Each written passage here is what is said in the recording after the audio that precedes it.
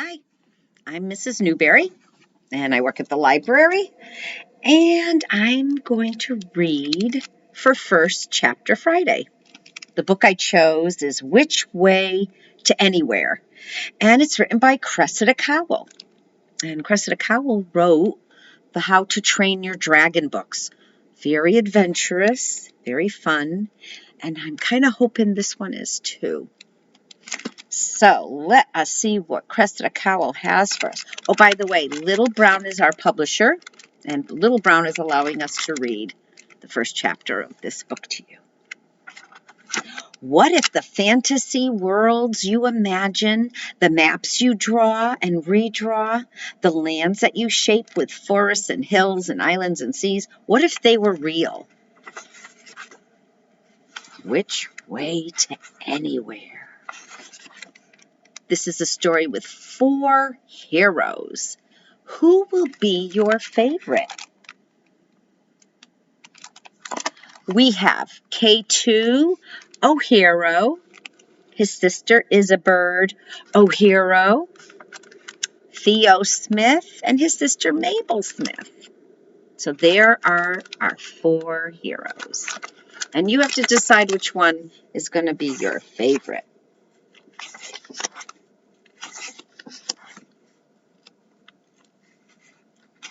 Okay. Hold your breath. Are you ready? Hang on to the sides of this book very tightly. Sharpen your wits. Open your eyes. Clean those smears off your glasses. Prick up your ears. We're going in. Chapter 1. It's called The Hunted Boy. On the planet with 3 moons, a young human boy is running through the choke of a vividly tangled jungle. Heart pounding, chest heaving with sobs, absolutely petrified. The boy is called K2, and he's rather ordinary looking, thin as a twig, covered in grazes, his clothes in rags and ruins about him, and his glasses are so scratched and broken he could barely see where he's going. K2 is right to be terrified.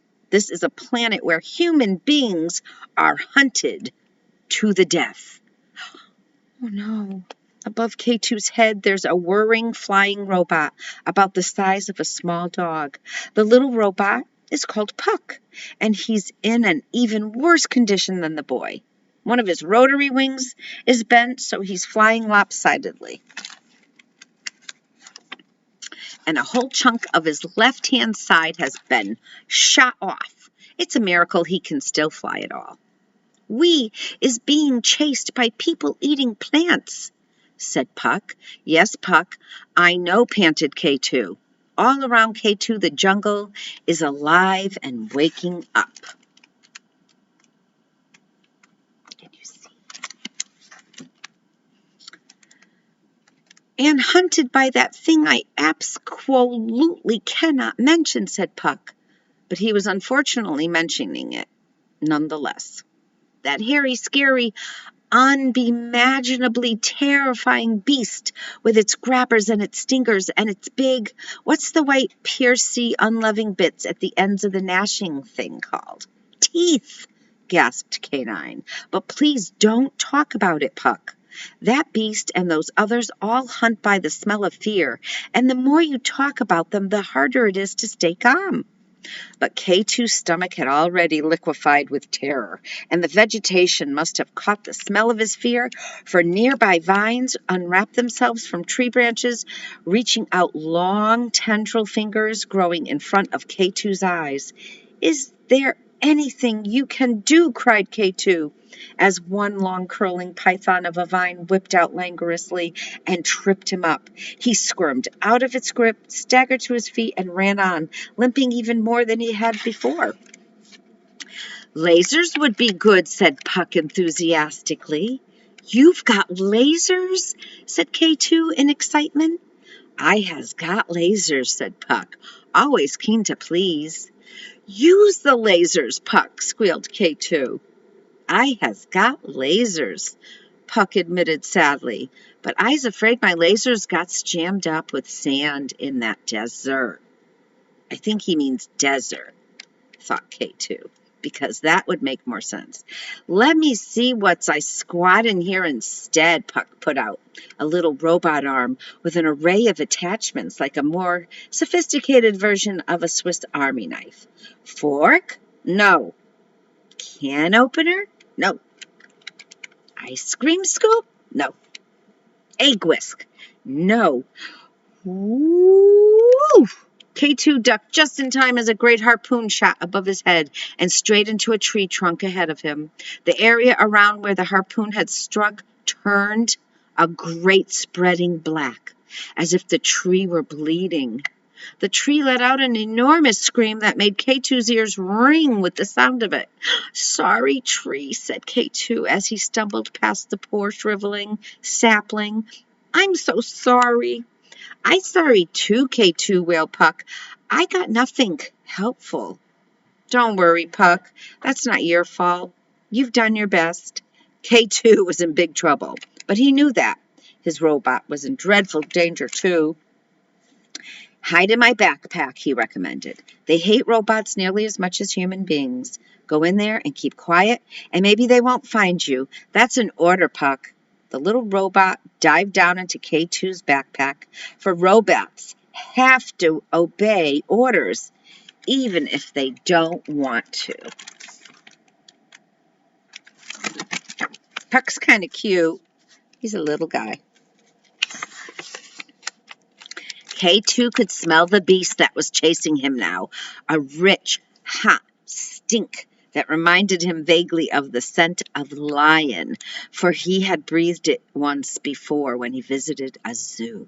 But this was a far more powerful, angry stench, and it exploded the memory of the poor, weak reek that came from the caged lion he had inhaled before, and replaced that faint echo with something far more scary.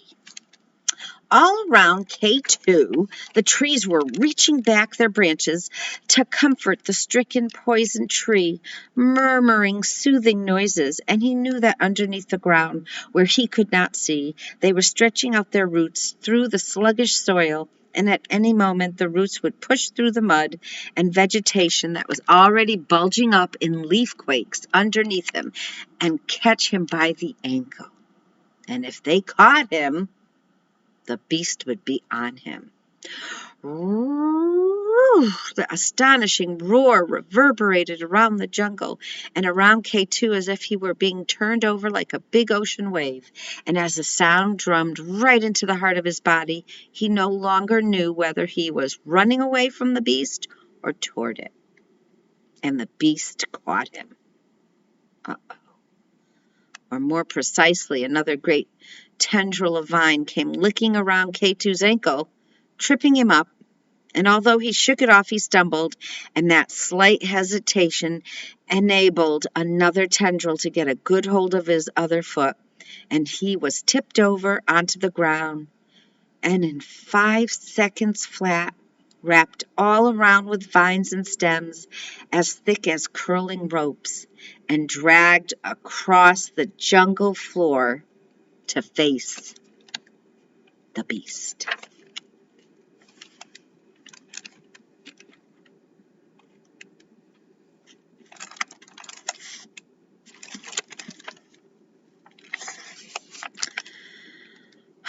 And I've just realized it isn't really the start of the story. So save your very reasonable heart-beating stone-cold terror for a moment, for we will not carry on in that dangerous world right now. We will wait until you are more prepared. I'll just leave K2 being dragged to who knows what dreadful fate while I go back and explain how and why he was so very far from home in the first place. For K2 was a long, long, long way home. And perhaps this was a little too scary an opening. So let me check my tablet where I have the official guide to all the worlds in all the universes. Yes, I'm right. So many longs. There isn't room to put them all here. I do not know where you are, dear reader. You could be literally anywhere in the numberless galaxies. So this planet may be very familiar to you, or you may have to travel quite a distance to get there. But as you fall into the strange rectangular portal of this book, imagine you are falling through space mile after soft black mile. Think of a number and times it by 1,000,000,000. From morn to noon you will fall until suddenly you arrive at K2's home, a small and unimportant blue planet called Earth.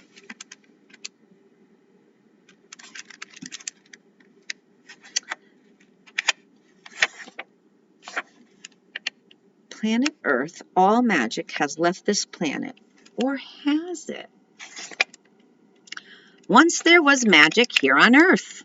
Once there were dragons. The Earth you are currently walking on is in fact built on thousands and thousands of years of human intelligence in the form of stories, like layer upon layer of limestone and chalk and clay and basalt. Many of those stories described magic in all its glory and manifestations. It is only here on this thin little layer of the present where human beings don't believe in magic, as opposed to millennia upon millennia of human existence when they did. All I am asking you to imagine now is, what if some of those stories were true? This is a story of a very modern magic that is not buried far away in the darkness of the Bronze Age, nor in the shifting mists of the Viking past, but is hiding in plain sight right underneath the tip of your nose, so close that you can touch it. For the people who now live on Earth are totally unaware of the multitude of species and worlds and incredible creatures having their spectacular wars and their loves and their lifetime business just out of sight of the limits of the people of Earth's own comprehension. Isn't that funny? We need to go a little closer to an unexceptional, wet and windy bit of planet Earth on the edge of one of its shores, because we're visiting Earth at a very bad moment when one particular family has unfortunately come to the notice of the most ruthless and imperious and dreadful minds in the infinite galaxies. And as a result, the lives of every single living being on planet Earth are now in danger. Even the lovely birds and quiet sea creatures, who must certainly haven't done anything at all to deserve such merciless attention. So the stakes are already rather high at the beginning of this story, particularly if you happen to come from planet Earth yourself, because you may just be rather fond of it. So cling to me, adjust your thinking caps, make brave your heart, make clever your fingers. We're going in. Hold your breath. We're going in to chapter 2.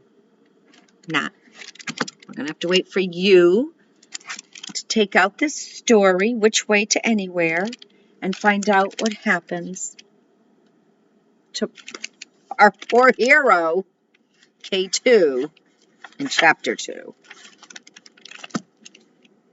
The end. Thanks, guys. That was really hard to read that.